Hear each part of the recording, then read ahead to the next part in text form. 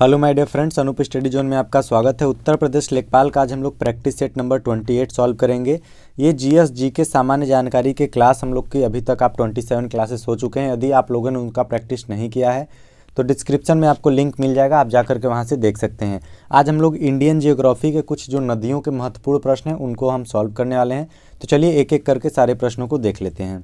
ठीक है, आज का पहला प्रश्न है, भारत की किस नदी को वृद्ध गंगा कहा जाता है? तो जो गोदावरी नदी है, गोदावरी नदी को क्या कहा जाता है? वृद्ध गंगा कहा जाता है। ठीक है, यह प्रायद्वीपीय भारत की सबसे बड़ी नदी है। ये आपकी महाराष्ट्र से होकर के, महाराष्ट्र के नासिक जनपद से, ठीक है, महाराष्ट्र के नासिक जनपद से यह आपका त्रयंबक नामक स्थान से निकलती है। कहाँ से निकलती है? यह आपका महाराष्ट्र के नासिक से निकलती है, जहाँ आपका एक त्रयंबक नाम का स्थान है, वहीं से इसका क्या होता है? उद्गम होता है। ठीक है, अगला प्रश्न देखिए। अगला प्रश्न है आपका, प्रायद्वीपीय भारत की निम्नलिखित में से कौन सी नदी अरब सागर में नहीं मिलती है? तो ये आपकी कावेरी है। ठीक है, जो आपकी कावेरी नदी है कर्नाटक के कुर्ग जिले की जो पहाड़ी है वहाँ से निकलती है। यह कहाँ से निकलती है? यह आपका कुर्ग जिले में स्थित जो ब्रह्मगिरी पहाड़ी है वहाँ से निकलकर 800 किलोमीटर की दूरी तय करती है। कितना दूरी तय करती है? 800 किलोमीटर की दूरी तय करके यह आपकी बंगाल की खाड़ी में जाकर के मिल जाती है। नर्मदा नदी जो है विंध्याचल पर्वत श्रेणियों में स्थित आपका जो अमरकंटक नामक स्थान से वहाँ से निकल करके 1312 किलोमीटर की दूरी तय करती है। ठीक है, ये नर्मदा की बात है। नर्मदा कितना करती है? 1312 किलोमीटर। ये कितना? और ये जाकर के आपका खंभात की खाड़ी में मिल जाती है। ठीक है, अब ताप्ती नदी की बात करें तो ताप्ती नदी क्या है? ताप्ती नदी बैतूल जिले यानी मध्य प्रदेश में आपका बैतूल जिला पड़ता है। ठीक है, वहाँ का एक मुल्ताई नगर है, उसी के पास से निकल करके यह लगभग आपका 712 किलोमीटर दूरी तय करके यह आपका सूरत के निकट जो खंभात की खाड़ी है वहीं पे जा कर के मिल जाती है। ठीक है, चलिए इसके बाद पेरियार नदी बचा है, तो पेरियार नदी के बारे में जान लीजिए कि ये आपका केरल से निकल करके अरब सागर में मिल जाती है। ये कहाँ से निकलती है? केरल से निकलती है और जाकर के अरब सागर में मिल जाती है। ठीक है, चलिए अगला प्रश्न देखिए। अगला प्रश्न दिया हुआ है, निम्नलिखित में कौन सा राज्य नर्मदा नदी की घाटी का हिस्सा नहीं है? तो वह आपका राजस्थान है। ठीक है, राजस्थान जो है वह नर्मदा नदी घाटी का हिस्सा नहीं है। नर्मदा नदी घाटी का जो अधिकांश क्षेत्र है जैसे आपका मध्य प्रदेश में है, ठीक है, मध्य प्रदेश में है, गुजरात में है और महाराष्ट्र के कुछ राज्यों में आ जाता है। ठीक है, तो नर्मदा नदी जो है गुजरात राजस्थान में आपका नहीं है।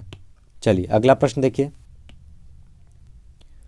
अगला प्रश्न है आपका, भारत की निम्न नदियों में से कौन सी डेल्टा नहीं बनाती है? ठीक है, तो ये आपका जो हो जाएगा ताप्ती नदी जो है वह डेल्टा का निर्माण नहीं करती है। ठीक है, किसी नदी के मुहाने पर निर्मित जो जलोढ़ भूमि के न्यायाधिक त्रिकोणीय भूभाग को आप क्या कहा जाता है? डेल्टा कहा जाता है।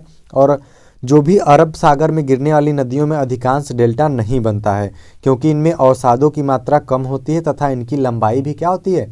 इनकी लंबाई भी काफ़ी कम होती है। ठीक है, चलिए अगला प्रश्न देखिए।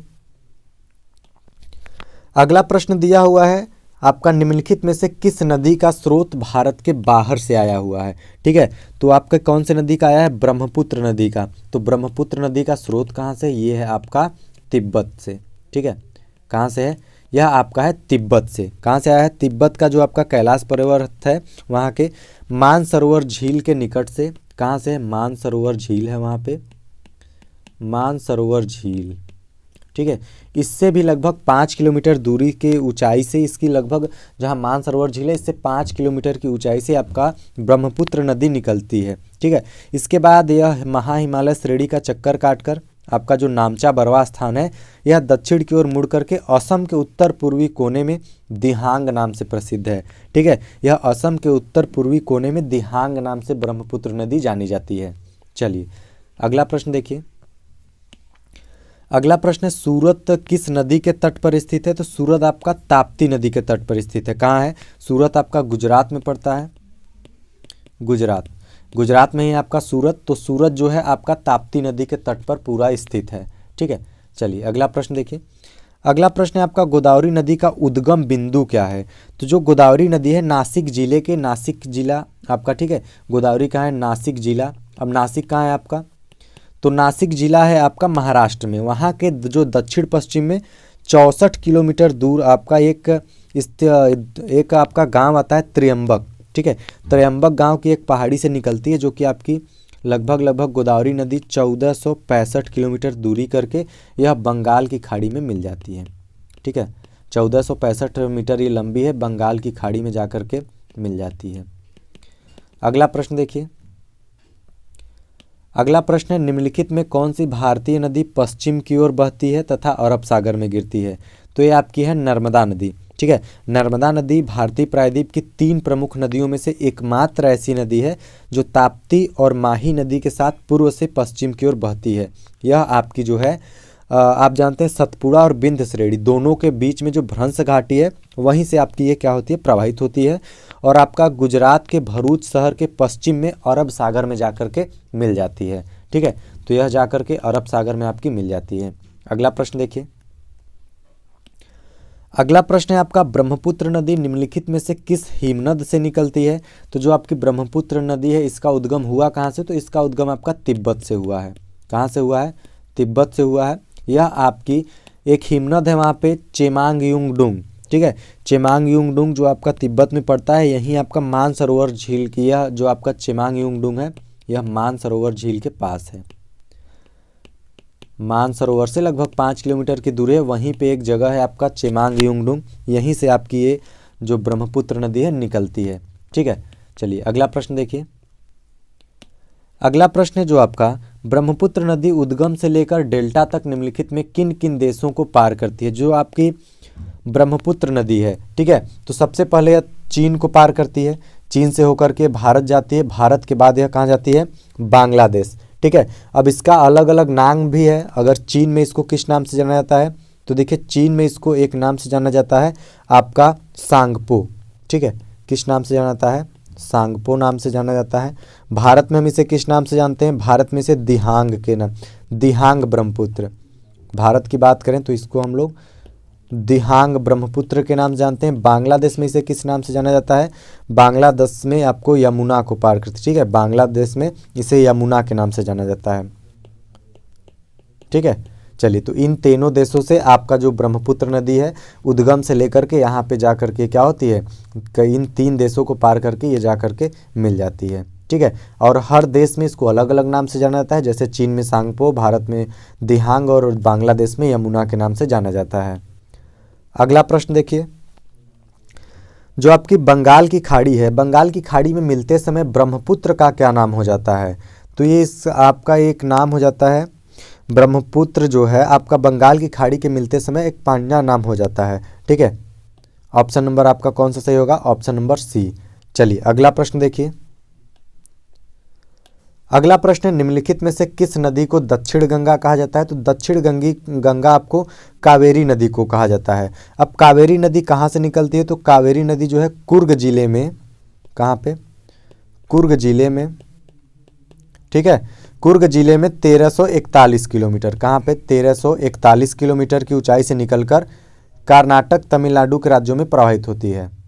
ठीक है, चलिए अगला प्रश्न देखिए। अगला प्रश्न है आपका, नर्मदा नदी किस स्थान से उत्पन्न होती है? तो नर्मदा नदी आपका कहाँ से उत्पन्न होती है? नर्मदा नदी आपका अमरकंटक से निकलती है। ठीक है, इसको जो नर्मदा नदी है इसको हम लोग रेवा के नाम से भी जानते हैं। ठीक है, सामान्यतः तो इसे नर्मदा नदी के नाम से आता है, लेकिन कई जगहों पर इसे हम लोग रेवा के नाम से जानते हैं, जो आपका मध्य प्रदेश के अनूपपुर जिले में अमरकंटक की पहाड़ी में स्थित है। यह आपकी खंभात की खाड़ी में नर्मदा नदी जो है आपकी खंभात की खाड़ी में जाकर के मिल जाती है। ठीक है, चलिए अगला प्रश्न देखिए। अच्छा, इससे एक और महत्वपूर्ण फैक्ट है जो चलिए एग्जाम में पूछा हुआ भी था कि गोदावरी और कृष्णा के बाद संपूर्ण भारत में प्रवाहित होने वाली तीसरी सबसे लंबी कौन सी नदी है? तो वो आपकी नर्मदा नदी है। ठीक है, गोदावरी और कृष्णा के बाद, गोदावरी और कृष्णा के बाद, ठीक है, गोदावरी और कृष्णा के बाद संपूर्ण भारत में जो ये प्रवाहित होने वाली तीसरी नदी है। ठीक है, कौन सी नदी? नर्मदा नदी। चलिए अगला प्रश्न देखिए। अगला प्रश्न है आपका, सिंध नदी की एक सहायक नदी जो हिमाचल प्रदेश से होकर बहती है, तो वो है आपकी सतलज नदी। सतलज नदी आपकी हिमाचल प्रदेश से होकर गुजरती है और यह क्या है? यह आपकी सतलज नदी आपकी सिंधु नदी की एक सहायक नदी है। ठीक है। अब आप सतलज नदी का उद्गम कहाँ से हुआ, तो यह कैलाश श्रेणी के दक्षिण ढाल से हुआ है। कहाँ से हुआ है, सतलज नदी का उद्गम जो हुआ है कैलाश श्रेणी से हुआ है। ठीक है, कैलाश श्रेणी से हुआ है। सतलज नदी जास्कर श्रेणी की आपकी सिकपी स्थान को काटकर भारत में प्रविष्ट होती है। ठीक है, हिमाचल प्रदेश में खाव नामक स्थान के निकट जो आपका स्पीति नदी है इसका संगम होता है दोनों का। ठीक है, चलिए अगला प्रश्न देखिए, चंबल नदी किन राज्यों से होकर के गुजरती है। तो जो चंबल नदी है सबसे पहले तो आपका उत्तर प्रदेश से होकर के, मध्य प्रदेश से होकर के, राजस्थान होकर के यह गुजरती है। यह आपका चंबल नदी मध्य प्रदेश का जो मालवा पठार स्थित मऊ के निकट से निकलती है, बूंदी, कोटा और धौलपुर जनपदों से होकर प्रवाहित होती है। यह लगभग 90 किलोमीटर पूर्व में यमुना से मिल जाती है। 90 किलोमीटर पूर्व में, ठीक है, यह आपकी कहाँ से मिल जाती है, यह आपकी यमुना से मिल जाती है। ठीक है, चलिए अगला प्रश्न देखिए। अगला प्रश्न जो आपका जोग प्रपात निम्नलिखित में से किस राज्य में है। तो जोग प्रताप जो है आपका जोग प्रपात यह आपका कर्नाटक में है। जोग प्रपात का नाम बदल करके भी कुछ रखा गया है। कौन सा नाम रखा गया है, इसका नाम महात्मा गांधी जलप्रपात रखा गया है। क्या रखा गया है, गांधी जलप्रपात। ठीक है, यह आपका मोस्ट इंपॉर्टेंट प्रश्न है, गांधी जलप्रपात। ठीक है, ये ट्रेंडिंग में पूछ लेता है। और जो आपका जोग प्रपात है किस नदी पर है, तो यह आपका शरावती नदी द्वारा निर्मित है। ठीक है, शरावती। ठीक है, कहाँ से है, यह शरावती नदी द्वारा निर्मित है। अगला प्रश्न देखिए। अगला प्रश्न है, भारत में सिंचाई की सबसे लंबी नहर का क्या नाम है। तो सबसे लंबी नहर जो है देखिए वो आपका इंदिरा गांधी नहर है। इंदिरा गांधी जो नहर है संसार की सबसे लंबी नहर है, यानी पूरे विश्व की, पूरे वर्ल्ड की ये क्या है, सबसे लंबी नहर है। ठीक है, पूरी जो आपकी उत्तर पश्चिमी राजस्थान के गंगा नहर, आपका बीकानेर तथा जैसलमेर जिलों की सिंचाई की जाती है। यहीं इसी समय में आपका क्या हुआ था, जो हरित क्रांति हुआ था, हरित क्रांति में जो सबसे बड़ा सफलता यहीं इंदिरा गांधी नहर को बना करके ही पाया गया था। इससे क्या हुआ था, वहाँ के जो मेन जिले थे राजस्थान के, पंजाब के, उनको क्या हुआ था, सूखे जो क्षेत्र थे उनको यहाँ से सिंचाई प्राप्त हुआ था। ठीक है, चलिए अगला प्रश्न देखिए। अगला प्रश्न है आपका, लोकटक झील जिस पर झील विद्युत परियोजना का निर्माण किया गया है किस राज्य में है। तो आपका लोकटक झील आपका मणिपुर में है। कहाँ पे है, लोकटक झील आपका मणिपुर में स्थित है। ठीक है, अगला प्रश्न देखिए। अगला प्रश्न है, रिहंद बांध परियोजना से किन राज्यों की सिंचाई होती है। तो जो रिहंद बांध है वो आपका उत्तर प्रदेश और बिहार। आपका ऑप्शन कौन सा सही हो जाएगा, ऑप्शन नंबर सी। ठीक है, उत्तर प्रदेश और बिहार जैसे रिहंद बांध का निर्माण उत्तर प्रदेश के सोनभद्र जिले में रिहंद नदी पर 1962 में किया गया था। ठीक है, तो अगर रिहंद नदी की बात करें, रिहंद बांध की, तो रिहंद बांध आपका रिहंद नदी सोनभद्र जिले में है। पहले तो याद रखिए आपको उत्तर प्रदेश के सोनभद्र जिले में यह पड़ता है और इसका निर्माण आपका 1962 में हुआ था। ठीक है, कब हुआ था, 1962 में। यह रिहंद नदी पर ही यह परियोजना बनाया गया है। चलिए अगला प्रश्न देखिए। अगला प्रश्न दिया हुआ है, भारत में सबसे लंबी सिंचाई नहर कौन सी है। तो अभी आपने देखा कौन सा है, इंदिरा गांधी नहर। यह आपकी संसार की सबसे लंबी नहर है। ठीक है, यह कहाँ पे है, तो यह आपका है राजस्थान में। ठीक है, यह कहाँ पे है, राजस्थान में, जिसमें उत्तर पश्चिमी राजस्थान के जो आपका गंगा नहर, बीकानेर और आपका जो जैसलमेर जिले हैं इनकी सिंचाई की जाती है। ठीक है, चलिए तो आज के लिए बस इतना ही। अगर आपको वीडियो अच्छा लगा तो लाइक करें, कमेंट करें, शेयर करें और अभी तक आप लोगों ने चैनल को सब्सक्राइब नहीं किया तो चैनल को सब्सक्राइब जरूर से ज़रूर करें। ठीक है, हमारे यूट्यूब चैनल पे लेखपाल की सारी क्लासेस संचालित हैं। आप डिस्क्रिप्शन में लिंक दिया हुआ है, चाहे ग्राम समाज हो, हिंदी हो, सारी क्लासेस प्रैक्टिस के साथ पड़ी हुई हैं, आप जा करके वहाँ से देख सकते हैं। तो आज के लिए बस इतना ही, मिलते हैं हम आपसे अगले वीडियो में, तब तक के लिए धन्यवाद।